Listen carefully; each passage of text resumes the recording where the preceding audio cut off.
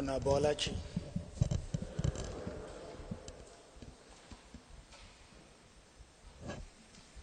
Anyị na-achụ aja misa maka ụka nke 23 n'oge na-adanye na mmemme n'ụka. Na aja misa nke a, ndị a yọrọ maka ọgwụgwọ nsọ na nchekwa nke Chineke n'ebe Sista Camille Odom nọ, dịka ndị ụka St. Clement Pope si yọọ maka ezumike mkpụrụ obi Chief Moses Chiemeka Okorama, dịka Barrister Chima Okorama si yọọ maka ezumike mkpụrụ obi nke nephew ya Ronnie Njoku, na ezumike mkpụrụ obi nke nephew Ronnie Njoku,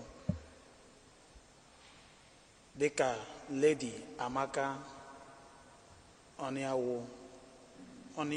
Onianwa si yọọ maka ezumike mkpụrụ obi nke Chief Romanus Ikezi, dịka Mrs. Juliet Ikezi si yọọ ezumike mkpụrụ obi nke Chief Agụ Christopher, dịka Ebele Obiora si yọọ maka ezumike mkpụrụ obi nke papa ya, dịka Sister Anthony Okeke, na dịka Blessing Okeke si yọọ. Ka anyị were nụ ihe ndị ọzọ na-akpa anyị chee Chineke n'ihu ka anyị na-ebido aja misa nke a. N'aha Nna na Nwa na Mmụọ Nsọ.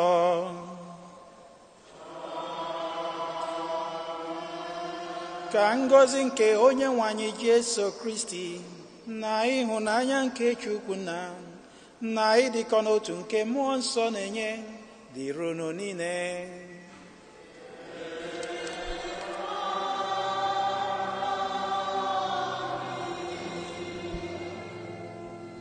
Ụmụnna m, ka anyị kwado onwe anyị nke ọma maka nnukwu emume nke Eucharistia nke a site n'ikwupụta njọ anyị.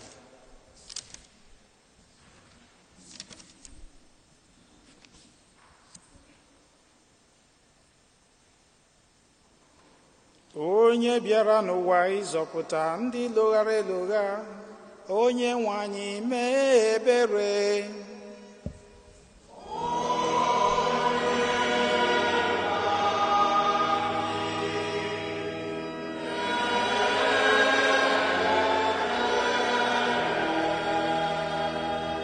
Onye bịara n'ụwa ịtọghata ndị ome njọ, Kristi mee ebere.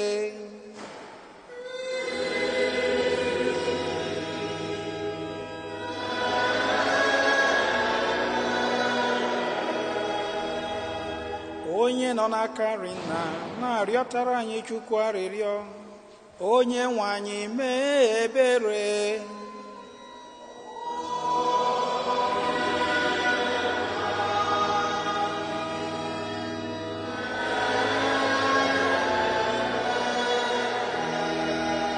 Ka Chineke jike niile mere anyị ebere, gbaghara anyị njọ anyị, duru anyị na ndụ ebebe.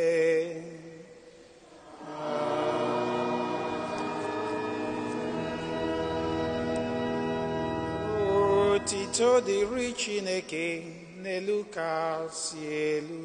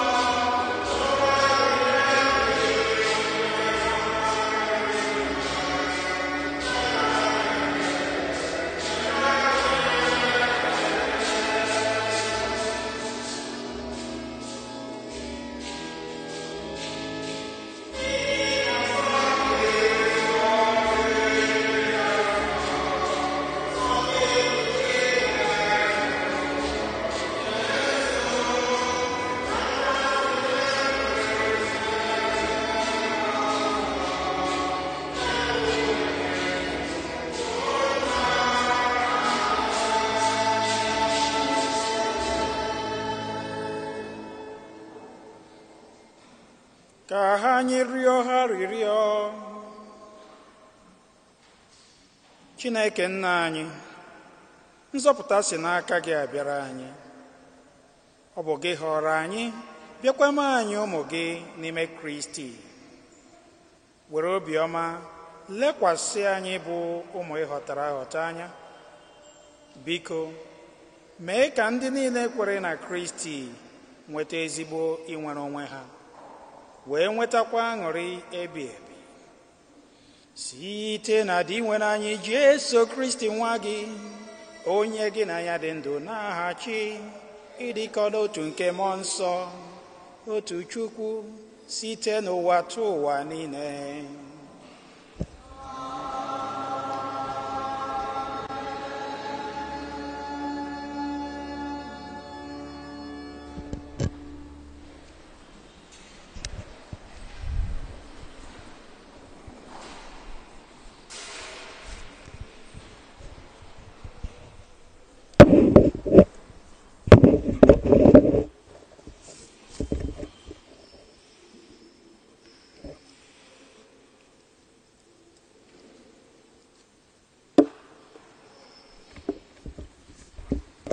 Ihe ọgụ nke mbụ, ihe ọgụ ewetara n'akwụkwọ onye amụma Izikiel, isiokwu: ọ bụrụ na izighị ajọ mmadụ ozi m ziri gị, ị ga-aza azịza maka ọnwụ ya. Okwu onye nwe anyị ruru m ntị sị m, nwa nke mmadụ, ekenyela m gị oke ọrụ ịbụ onye nche n'ụzọ Izrel. Mgbe ọbụla ị nụrụ ka m kwuru ihe ọbụla, dọrọ ha aka na ntị. Ọ bụrụ na m asị na onye ajọ omume ga-anwụrịrị, ịhapụ ịbụ onye ajọ omume ahụ okwu ka ọ tụgharịa obi n'iso ụzọ ọjọọ ya. Onye ajọ omume ahụ ga-anwụrụ njọ ya, ma aga m anaghị ụgwọ isi ya maka ọnwụ ọ nwụrụ. Ma ọ bụrụ na ị dọrọ onye ajọ omume ahụ aka na ntị, bịakwa gbaa mbọ ịtụgharị ya n'ụzọ ajọ omume ya, ma ya kachie ntị jụ ịtụgharị n'ụzọ ajọ omume ya, ọ ga-anwụrụ njọ ya, ma ị zọpụtala isi onwe gị. Okwu nke ose bụ ụwa.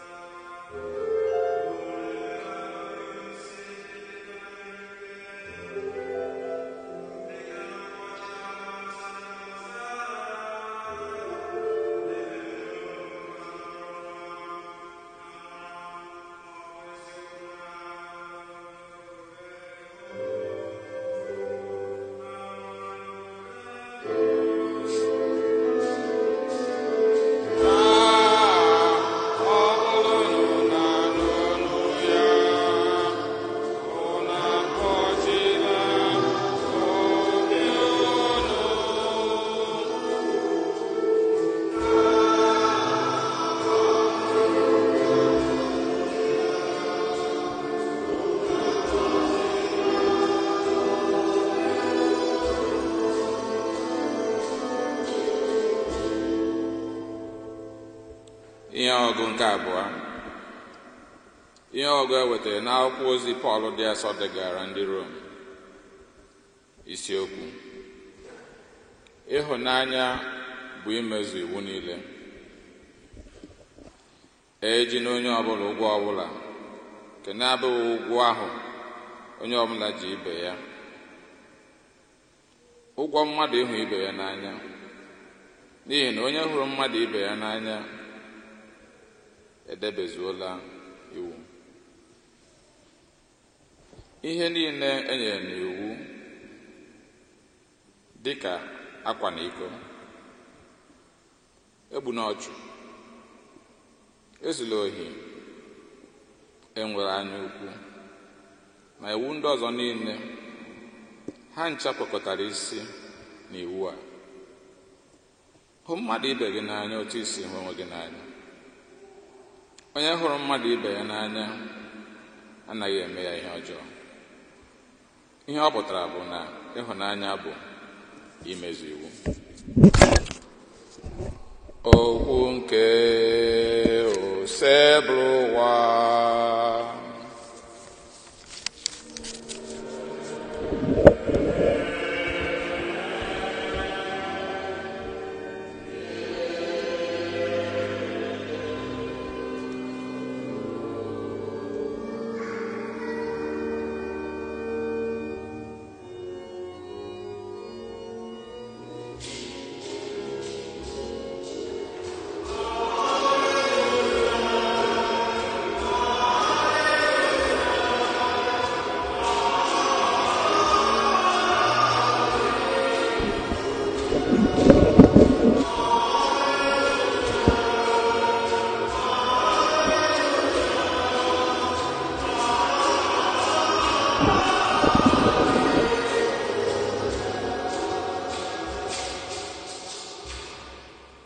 Onye nwe anyị kwuru sị: atụrụ m na-egere m ntị, ama m ha, ha na-esokwa m.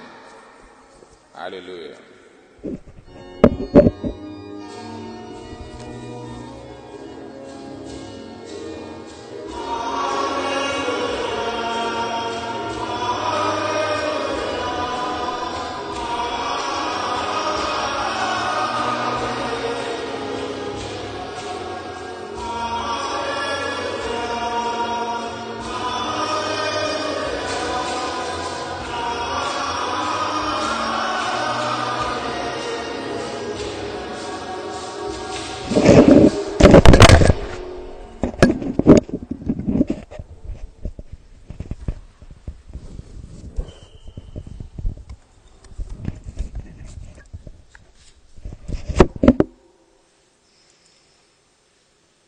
Onye nwe anyị nọnyere unu.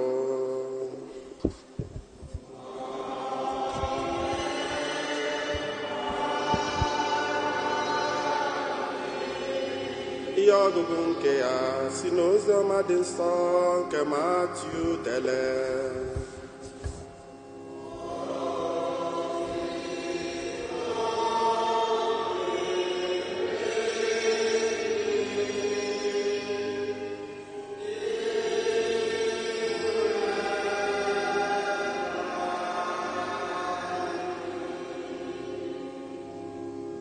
Chapter 18, verse 15 to 20.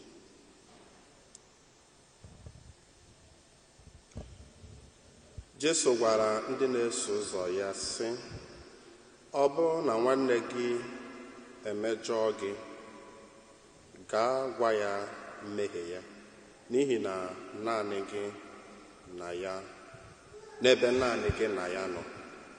Ọ bụrụ na ọ naghị gị ntị, ilitela nwanne gị. Ọ bụrụ na ọ naghị gị ntị, ilitela nwanne gị ahụ n'uru. Ma ọ bụrụ na ọ ṅaghị gị ntị, kpọrọ otu onye ma ọ bụ mmadụ abụọ gakwuru ya, ka okwu ọbụla bụrụ nke mmadụ abụọ, ma ọ bụ atọ ga-agba akaebe banyere ya. Ọ bụrụ na ọ naghị gị ntị, gwa ndị nzukọ, ma ọ bụrụkwa na ọ naghị ọbụladị ndị nzukọ ntị, were ya ka onye mba ọzọ, ma ọ bụ ka onye ọnụ ụtụ. Ana m agwa unu eziokwu, ihe ọbụla unu ga-eke agbụ n'elu ụwa a ga-ekekwa ya na eluigwe. Ihe ọbụla unu ga-atọpụ n'elu ụwa a ga-atọpụkwa ya n'eluigwe. Ọzọ agwa m unu, ọ bụrụ na mmadụ abụọ n'ime unu ekwekọrịta n'ihe ọbụla ha na-arịọ n'elu ụwa, Nna m nke bi n'eluigwe ga-emere ha ya. N'ihi na ebe mmadụ abụọ ma ọ bụ atọ zukọtara n'aha m, ebe ahụ ka m nọ n'etiti ha.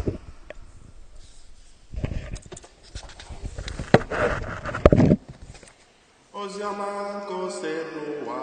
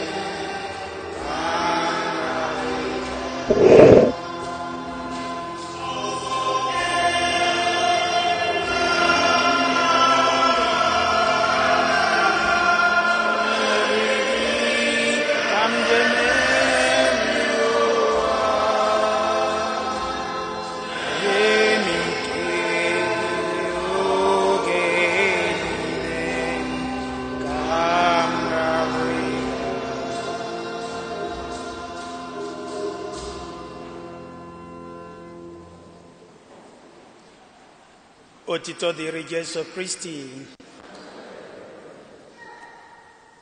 Ndị nke m hụrụ n'anya, anyị na-ekene Chineke onye nyere anyị ike, nyekwa anyị ume ịgbakọ dịka ndị kwere ekwe n'ụbọchị tata iji chụnyere Chineke aja ekene.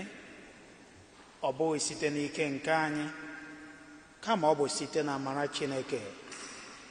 N'ebe dum nke anyị gara n'izu ụka, ihe dum nke anyị mere, onwe nke Chineke kwere ka isi anyị tọọ.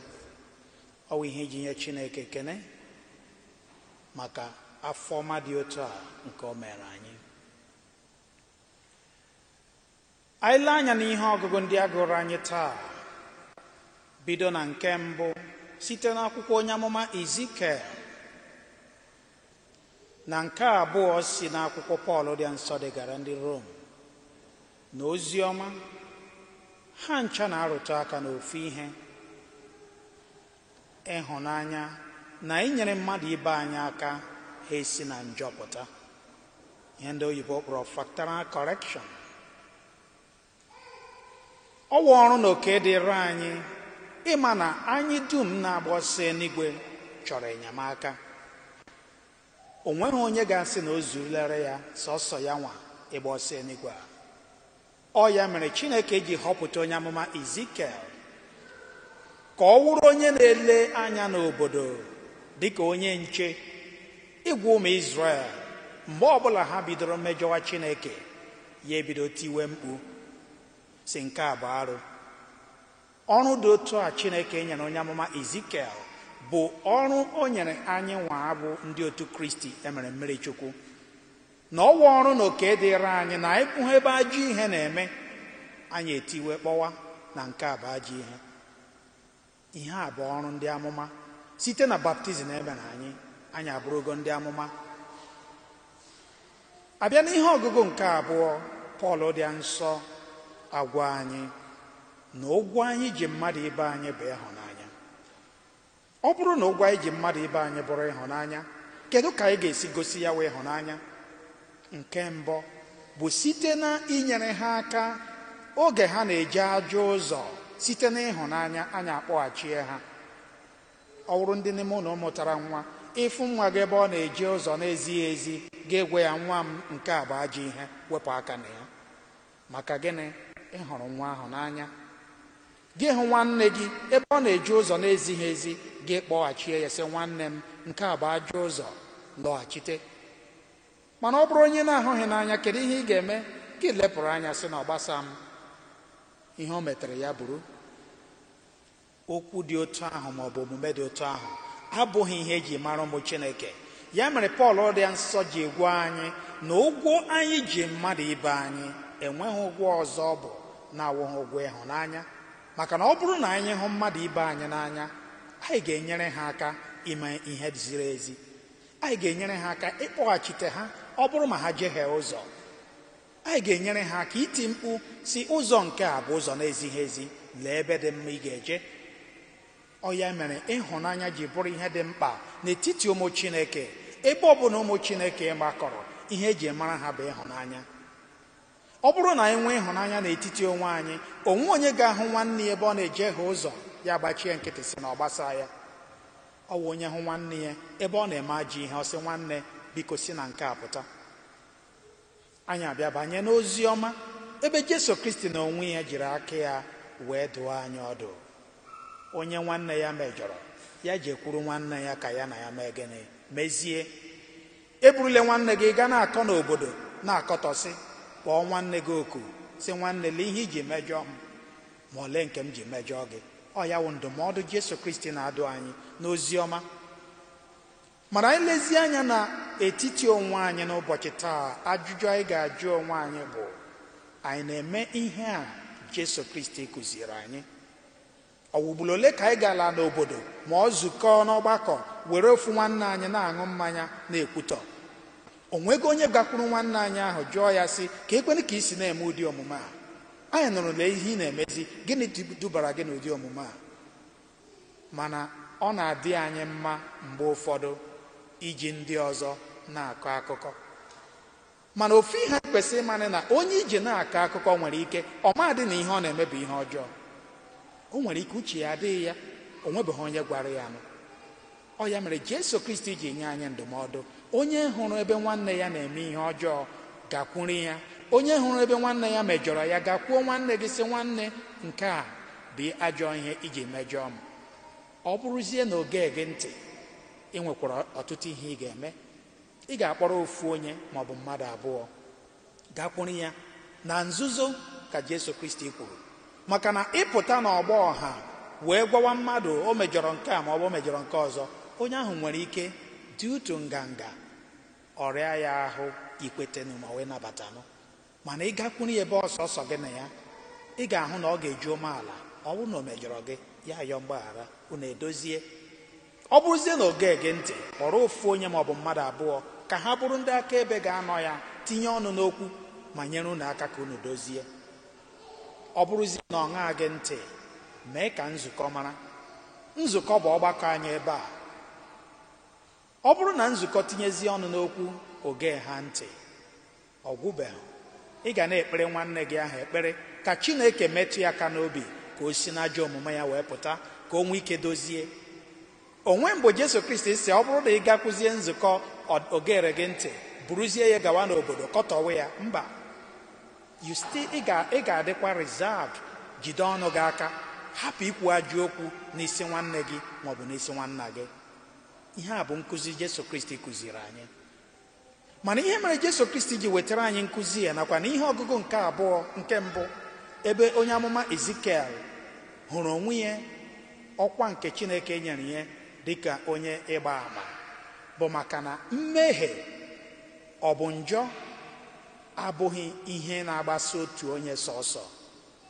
Ndị Igbo na-ekwu okwu na ofu aka rụta mmanụ ozu ọha, maka na ofu onye n'ime anyị bido biwa ajọ ndụ a ga na-asị leenụ ndị ya sị na ha kwere ekwe. Ofu onye n'ime anyị bido ajọ omume a ga-asị leenụ ndị ya sị ha bụ ndị kwere na Chineke. Mmehie ofu onye nwere ike ibute ọdịda nke anyị dum. Nke a bụ ihe doro anya. Ọ bụ ihe o ji dị mkpa na onye hụ ebe nwanne ya na-eme ihe ajọ ihe ka ị kpọghachie ya ka o nwee ike biwe ndụ n'ezi omume, ka ọ hapụ ibutere gị aha ọjọọ. Maka na ọ bụrụ na anyị gbachie nkịtị sị na ọ gbasaghị anyị, o metekwa ajọ ihe, ya nwa ga-abụ onye mbụ ọ ga-agbasa, mana ọ ga-agbasakwa anyị dum, maka na a ga-atụ aka si lekwa ebe o si. Ọ bụrụ na o si n'ezinụlọ, a ga-asị lekwa ezinụlọ o si. Ọ bụrụ na o si n'ọgbakọ nke ụka, a ga-asị lekwa ọgbakọ ụka ọ na-aga. Ọ bụ ihe o ji dị mkpa na onye ọbụla ga-ejisi ike gbaa mbọ na-enyere nwanne ya aka. Ọsọ alaeze anyị na-agba abụghị nke otu onye, ọ bụ nke ọha dum. Onye na-agba ọsọ, o nyere nwanne ya nọ n'aka iri na nwanne ya nọ n'aka ekpe aka. Onye ọbụla jisi ike na-agba ọsọ alaeze a. Ya bụ ndị nke m hụrụ n'anya, ka anyị tụlee n'uche na okwu nke a gwara anyị n'ụbọchị taa n'ihe ọgụgụ dum nke akọwara anyị, ka anyị ghọta na onye ọbụla n'ime anyị ga-agba mbọ ịnọ na-enyere nwanne ya aka, ịnọ na-eduzi nwanne ya. Onye hụrụ ebe ajọ ihe na-eme, ya tie mkpu si na nke a bụ ajọ ihe. Maka na ịgbachikwe nkịtị, ajọ ihe ahụ mụba, ofu ụbọchị ọ ga-agbasakwa gị. Ma ọ gbasa gị, ọ gbasa ndị hụrụ n'anya. Ọ bụ ihe o ji dị mkpa onye hụrụ ebe ajọ ihe na-eme, ya tiwe mkpu dịka onye amụma Ezikiel. Ya were ịhụnanya kpọghachite onye ahụ na-eme ajọ ihe ahụ dịka Pọl dị nsọ si gwa anyị. Ọ bụrụ onye nke emejọrọ gị ofu na ofu, i were ịhụnanya gakwuru onye ahụ ka gị na ya kpezie. Agala ịkọtọ mmadụ, agala iji aha mmadụ na-akụ asịrị, maka na ịgba mbọ mebie aha mmadụ, ofu ụbọchị onye ọzọ ga-emebikwa nke gị. Ya bụ na ka anyị yọọ Chineke ka onye anyị ezi gracia na amara iji na-eme ezigbo omume ma na-enyere ụmụnne anyị aka ka ha sorokwa anyị na-eme ezigbo omume. Ya bụ ka Chineke gọzie okwu ya n'ime obi anyị ma nye anyị ike nke ezi omume na ụgwọ dịrị ya nụ site na Kristi Onyenwe anyị. Amen.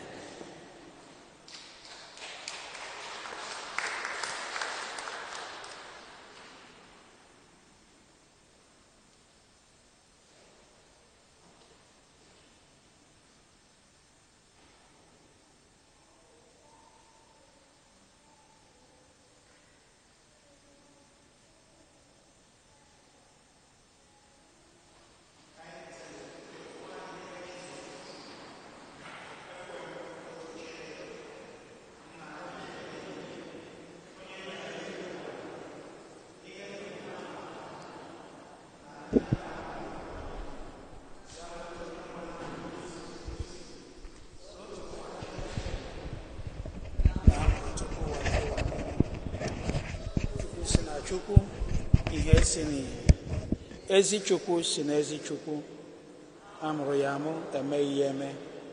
Ya na Nna bụ otu ihe, ihe a ji bụrụ Chukwu. Onye si na ya mee ihe dum, onye maka ihe anyị bụ mmadụ ma maka ihe nzọpụta anyị siri n'eluigwe gbadata. O were ahụ na Virgin Maria site na mmụọ nsọ ọ bụrụ mmadụ, abịa kpọgbuo ya n'obe n'ihi anyị n'oge ọchịchị Pontius Pilate, ọta ahụhụ, ọnwụọ, elie ya. Ma o bilitere n'ụbọchị nke atọ ka akwụkwọ nsọ si kwuo, ọrọgoro n'eluigwe, nọrọ n'aka nri Nna. Ma ọ ga-abịaghachi ọzọ n'ebube ya ikpe ndị dị ndụ na ndị nwụrụ anwụ ikpe. Onye ọchịchị ya na-enweghị njedebe. Ekwe m na mmụọ nsọ, onye nwe anyị enye ndụ, onye siri na Nna na Nwa pụta, onye a na-esekpụrụ na-etokọdo ya na Nna na Nwa, onye si na ndị amụma kwuo okwu. Ekwe m n'otu nzukọ nsọ Katọlik na Apọstọlik. ekwupụta m otu baptizim nke mgbaghara njọ. Ana m atụ anya mbilite n'ọnwụ ndị nwụrụ anwụ na ndụ ụwa na-abịa ọzọ.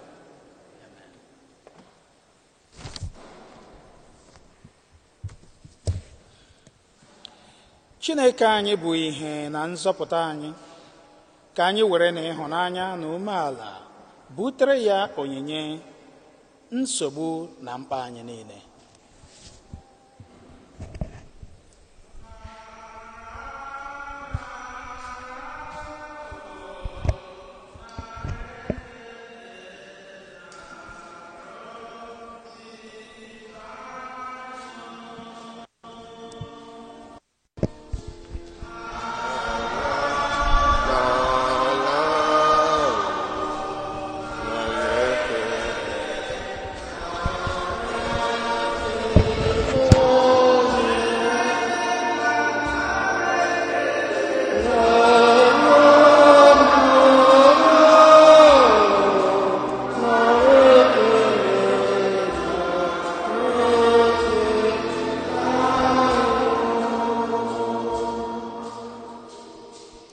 maka Pope Francis, Cardinal, Bishop, ndị ụkọchukwu, Deacons, ndị Brothers na ndị Sisters, a kpọrọ oku bịakwa nye ha ike na-agbasa oziọma Kristi, ka Kristi na-echekwaba ha n'ime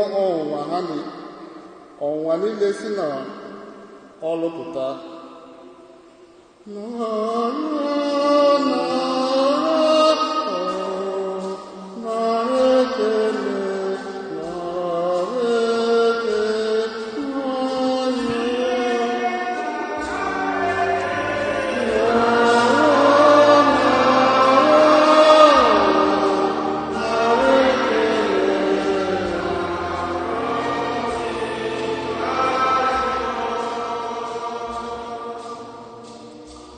Ka Kristi nyere anyị aka ka nsogbu, ọgbaghara,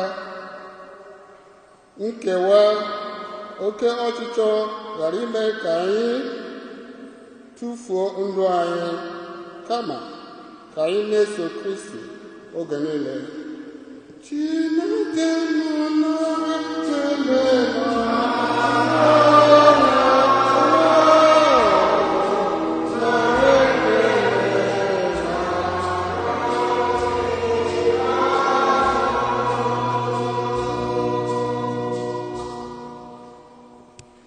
ka ndị niile nọ na nrịarịa dị iche iche, ka Chukwu site n'okwukwe ha nwere na ya na-ekpere anyị niile na nye ha ndụ ọhụrụ.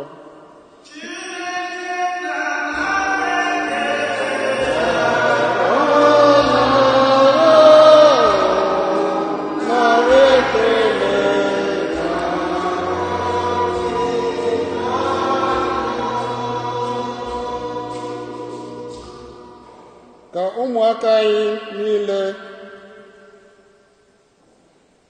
Kristi na-akpọ oku maka ichi echichi ụkọchukwu, Deacon, Sista maọbụ Brọda, ka ha soro ụmụazụ Jesu zaro ya oku n'isi njedebe.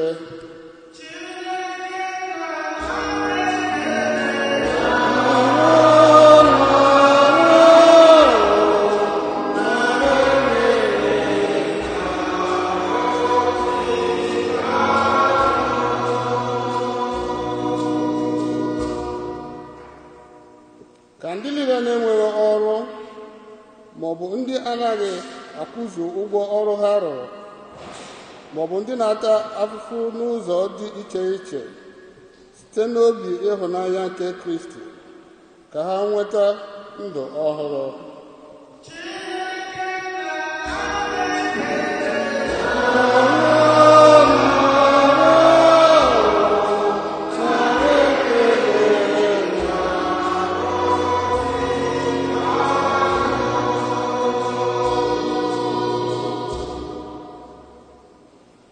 Ka ndị bishọp, ndị ụkọchukwu, ndị sisters na brothers nwụrụ anwụ n'obodo anyị bụ Naịjirịa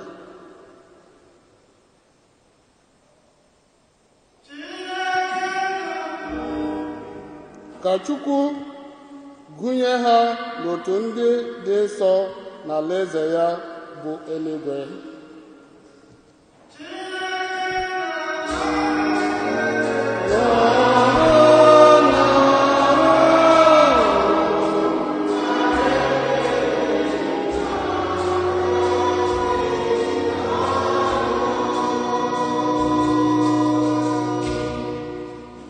Yesu dị nwayọọ dị obi umeala. Ekele gị Maria,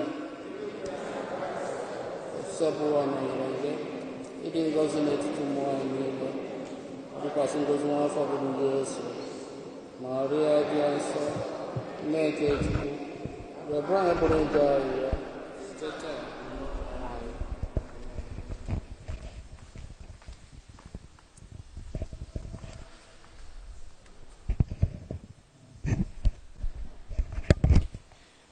O Chineke nna anyị kwesịrị ntụkwasị obi, nara onyinye anyị ji umeala na ịhụnanya ebutere gị. Mee ka anyị na-ahụ gị n'anya, bịakwa na-ahụ mmadụ ibe anyị n'anya dị ka anyị siri hụ onwe anyị n'anya, site na Kristi dị nwere anyị. Amen.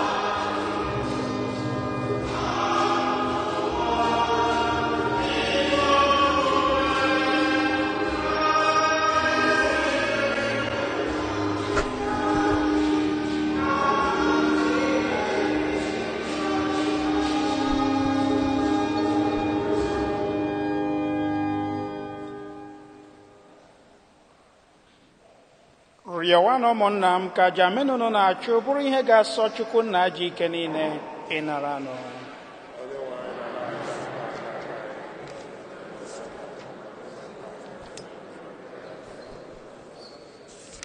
Amen.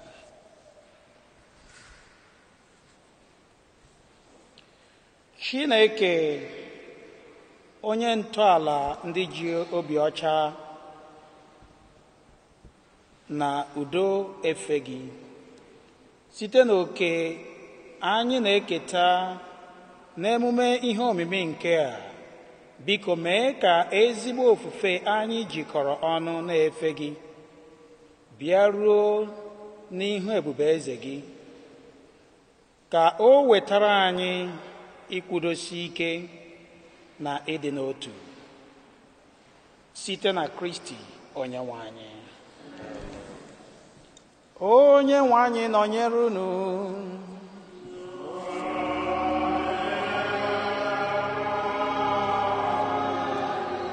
welite n'obi elu.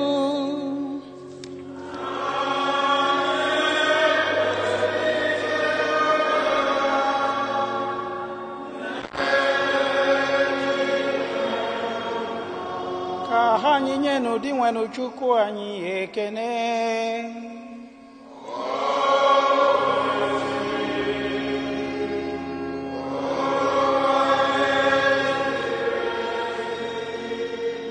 kwesịrị ezi bụrụkwa ihe ziri ezi na-azọ ndụ na anyị ga-enye gị ekene oge niile na ebe niile, o nna dị nsọ, Chineke jike niile, onye dị ụwa tụ ụwa site na Kristi dị nwenụ anyị, onye jiri ihe ebere o nwere maka mmehie mmadụ kwere ka a mụọ ya na Virgin Maria. Ọ gbapụtara anyị n'ọnwa ebe site n'ọnwa ọ nwụrụ n'elu obe, bịa si na mbilite n'ọnwụ ya nyeghachi anyị ndụ ebe. N'ihi nke a anyị na-eso igwe ndị ọma niile nke ihe n'igwe na-eto ebube gị oge niile na ukwe n'aha si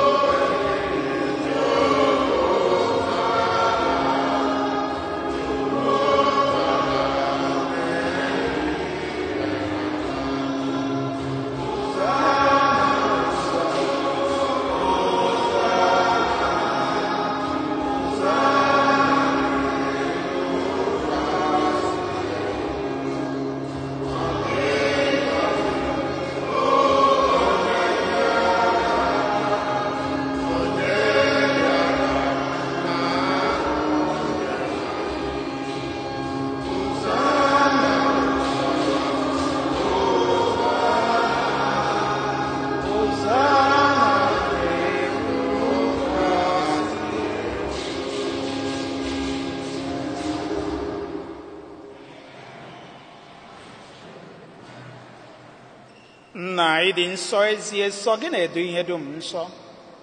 Anyị na-arịọ ka ide onyinye ndị a nsọ site n'ihukwasị ha mmụọ gị, ka ha wee ghọrọ anyị ahụ na ọbara nke onye nwe anyị Jesu Kristi, onye bịara tupu edunye ya n'ọnwụ nke o jiri aka ya wee nara, were achịcha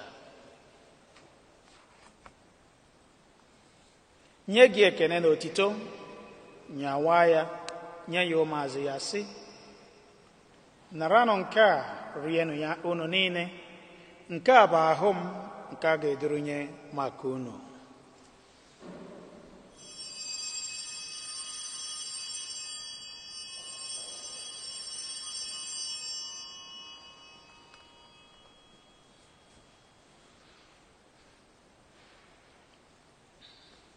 otu ahụkwa ka o si mee mgbe ha richara nri anyị asị, o buru iko mmanya nyekwa gị ekene na otito, bunye ya ụmụazụ ya sị, naranụ nke a ṅụọnụ ya unu niile, nke a bụ iko nke ọbara m, nke ọgbụgba ndụ ọhụrụ dị ebe a ga-agba ya n'ihi unu na n'ihi mmadụ niile, ka e wee gbaghara njọ. Na-emenụ nke a na ncheta nke m.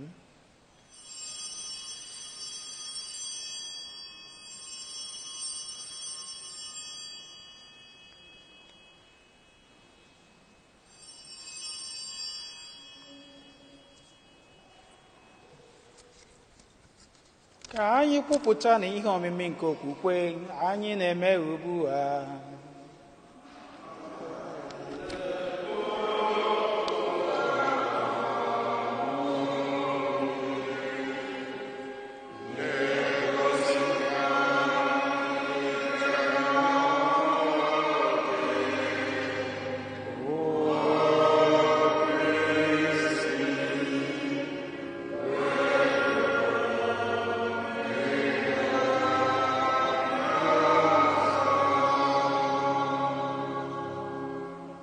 nna, na ncheta nke ọnwụ na mbilite n'ọnwụ nke nwa gị, anyị ebunye gị achịcha nke ndụ na iko nke nzọpụta. Anyị na-ekene gị n'ihi na ị kwere ka anyị dị mma ịkwụrụ n'ihu gị na-efe gị. Anyị ji umeala arịọ ka anyị bụ ndị na-anata ahụ na ọbara nke Kristi bụrụ otu site na njikọ nke mmụọ nsọ. Nna, cheta nzukọ gị gazuru ụwa niile, mee ka ịhụnanya gị jupụta ya. Gọzie popu anyị bụ Francis na bishọp anyị bụ Nicholas na ndị ofufe ọta gị niile. Chetakwa ụmụnna anyị ndị ji okwukwe were gaa ezumike nke ọnwụ. Kpọbata ha na ndị ọzọ niile nwụrụ anwụ n'ihe nke ebube gị. Biko mere anyị niile ebere ka anyị soro Virgin Maria dị ngọzi, nne nke Chukwu, na Josef dị nsọ bụ di ya, na ndị apọstọl na ndị nsọ gị niile, ndị mere uche gị n'ụwa, were keta ndụ ebe ebe. Ka anyị sorokwa ha na-eto gị ebube site na Jesu Kristi nwa gị.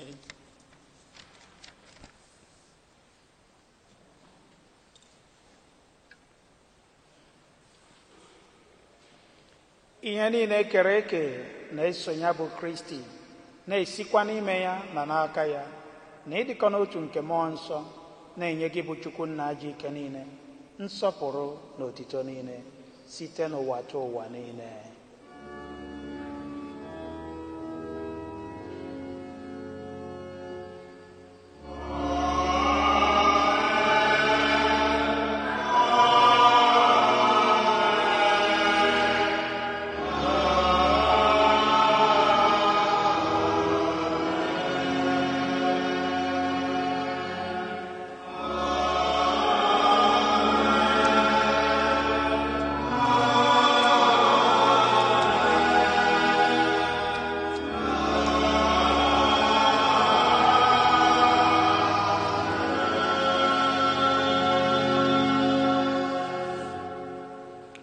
Ụmụnna, ka anyị were ekpere nụ onye nzọpụta anyị kụziri anyị were kpọkuo Chukwu Nna. Nna anyị nọ n'eluigwe, ka otito dịrị afa gị, ka ọchịchị gị bịa, ka eme uche gị n'ụwa ka esi eme ya n'eluigwe. Nye anyị nri tata na nke ụbọchị anyị, gbaghara anyị mmehie anyị dịka anyị si ekwela ka zọpụta anyị na-arịọ gị, o zebra ụwa na ajọ ihe niile. Were ebere nye udo n'oge nke anyị site n'inye aka ebere gị, ka a zọpụta anyị na njọ oge niile. Anyị ewere gbanaha nsogbu niile, were nchekwube dị nsọ na-atụ anya maka mbịaghachi nke onye nzọpụta anyị Jesu Kristi.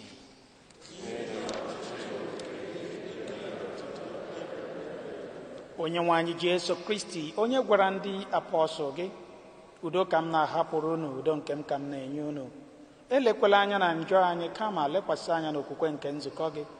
Nye ya udo na ịdịkọ n'otu mgbe niile ka uche gị si chọọ, gị bụ onye dị ndụ na-achị ebe ebe. Udo nke osisi bụrụ ụwa dịrị unu mgbe niile.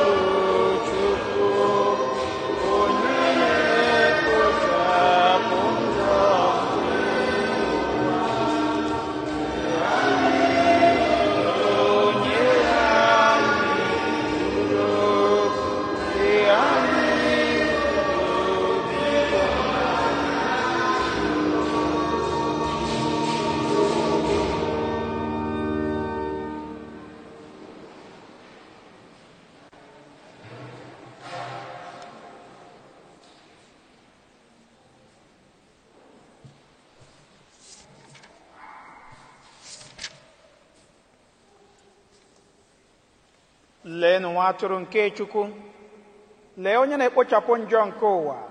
Anyị nwere isi ọma bụ ndị a kpọrọ n'oriri nke nwa atụrụ Chineke.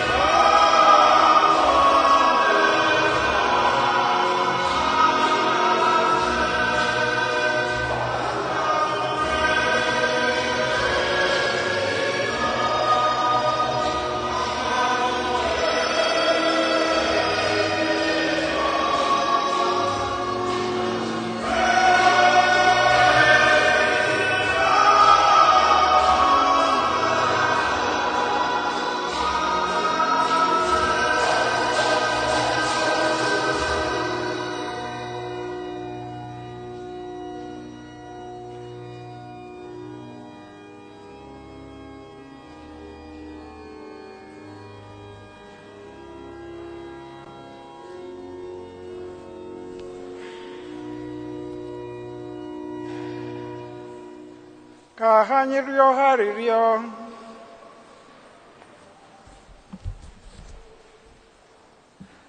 Onyenwe anyị, okwu gị na oriri nsọ gị na-enye ndị kwere na gị nri, na-enyekwa ha ndụ. Otu anyị si mezuo emume àjà nwa gị ịhụrụ n'anya, sikwa otu a mee ka anyị rite uru isonye na ndụ ya mgbe niile, site na Kristi dị nwanụ anyị. Amen.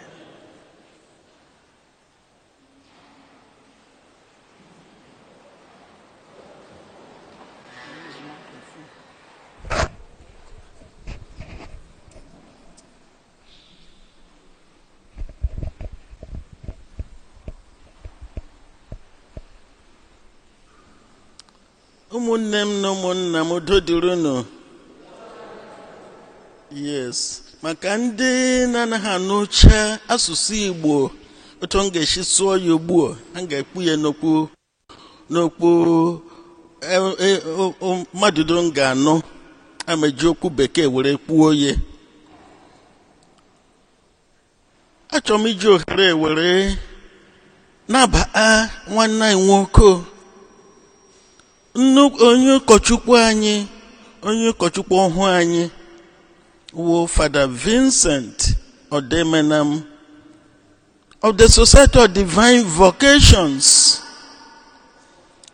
Tupu Father bịa ebe to work with us, he worked for a little less than 7 years in the Diocese of Burlington, Vermont. So, obidoro dia, Father Okpa 2013, eh? Yeah, 2013, commonly ere. Dia,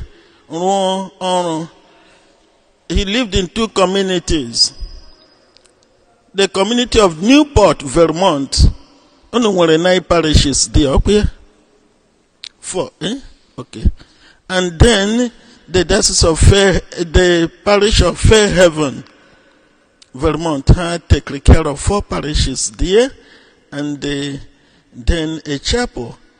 So, Chineke mee ebere. Mgbe ha na-akpọgharị ndị otu anyị, ha were tinye ebe.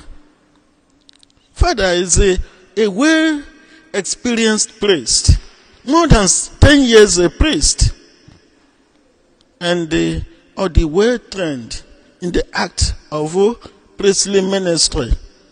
Especially, he's well gifted in preaching. Ozioma Chukwu. The well gifted in preaching retreats. A great retreat master and preacher.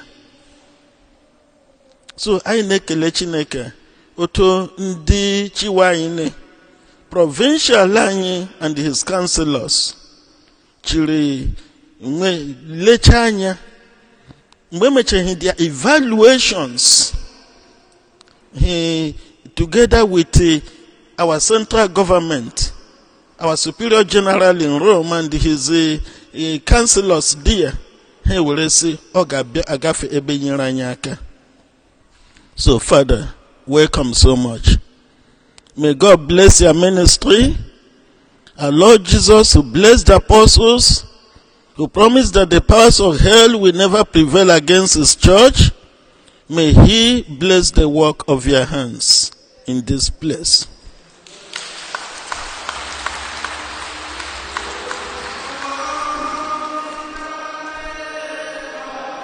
Lord, you are with the Lord.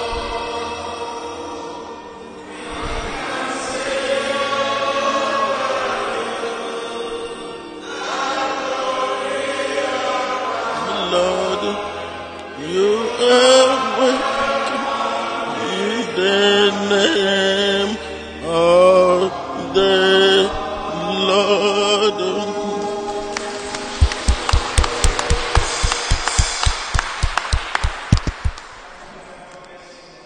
Amen. Ana kwa meji ohere igbu unu banyere nwanne anyị nwoke n'oge ruo n'oge ọ na-abịa nọnyere anyị wụ Deacon Patrick, Reverend Deacon Patrick. He belonged to a diocese in Congo Brazzaville. Okwanonye obodo anyị itu in Anambra State. Okay. Sagiga mweba mahi. So, on Allahu back to Congo Brazzaville. Maka Oshinshin Kochupuye. His priestly ordination ga awu on October 3rd. Yashinche Father, Ogakbabia Dora Nyima Seba. So, Father, buy him more about you. You are welcome, okay? As you go, may God lead you safely. Okay?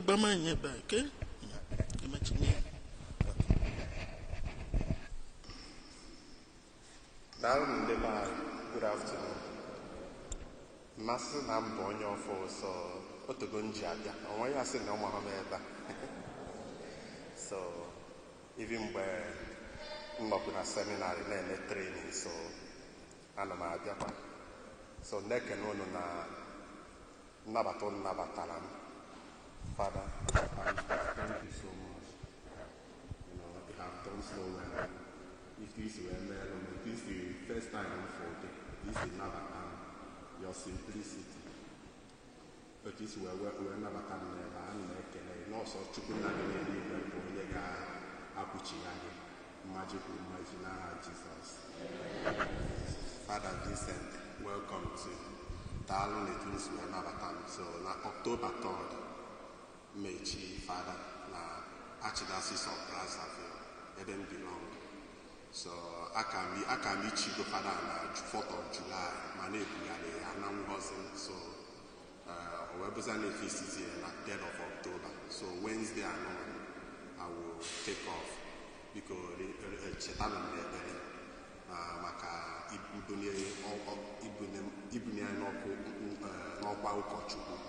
it's not easy and you never found it's not that easy. It's a challenge. Then our priests show them love and the caring. So, darling. Thank you so much. God bless you. I'm a Joe here, Polly, one night walk over Zen, Kamakola Mobi, or the camera watch or buying.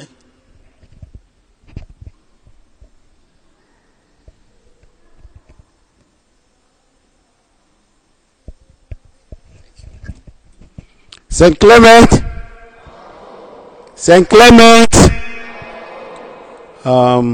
Ndewono, Umunem no monam. I'm here to remind us that Anye Gebido Kauka ihe basara inauguration Priest Father Mike, the 25th anniversary inauguration ceremony and the book launching. Unamana ina apado ime hiaho before the pandemic came down on us. Anya suspend the area. So na hokolano shanye na he marry that pandemic. Church anye bidomahula. We are moving on gradually. We are opening up gradually. Anyị ga-enwe nzukọ meeting ndị committee ka anyị brainstorm on Saturday coming.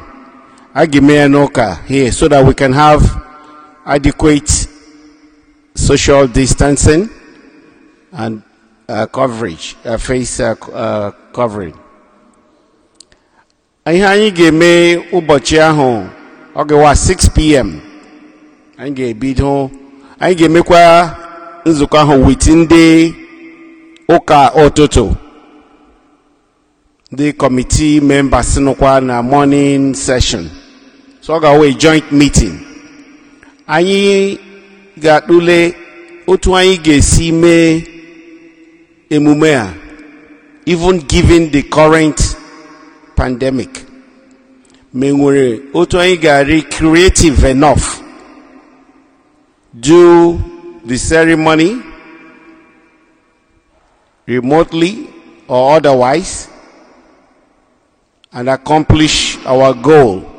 Ọkwano Father anyị ga-agba anyị ma anyị ga-echetubo.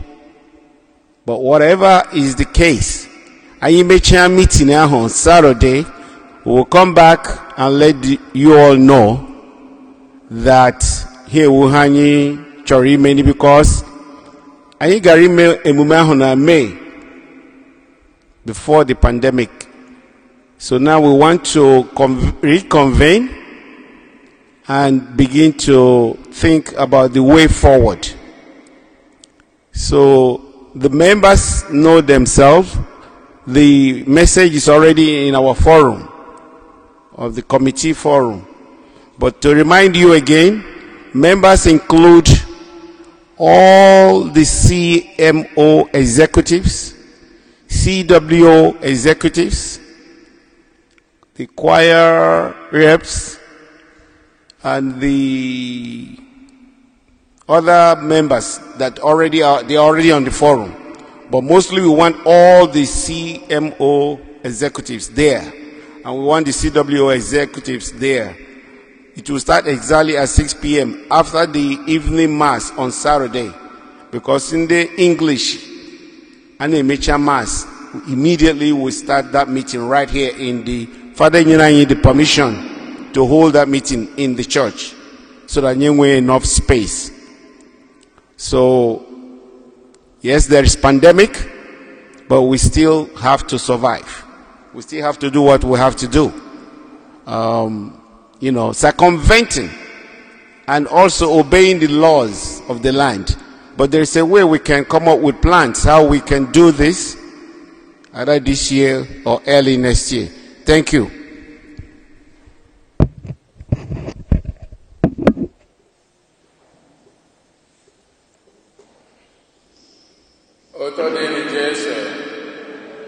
Last week we announced about the registration that's going to take place immediately after this mass today. The lady said unfortunately she could not stay any longer. She will be back next Sunday. But for the people who are already in this kind of class, it's the faith formation class mainly, really. So the people who are already there, the notifications have been sent to them through their emails. But for the new registrants, please get in touch with the rectory or come here before 12:30 Mass on Sunday. Thank you.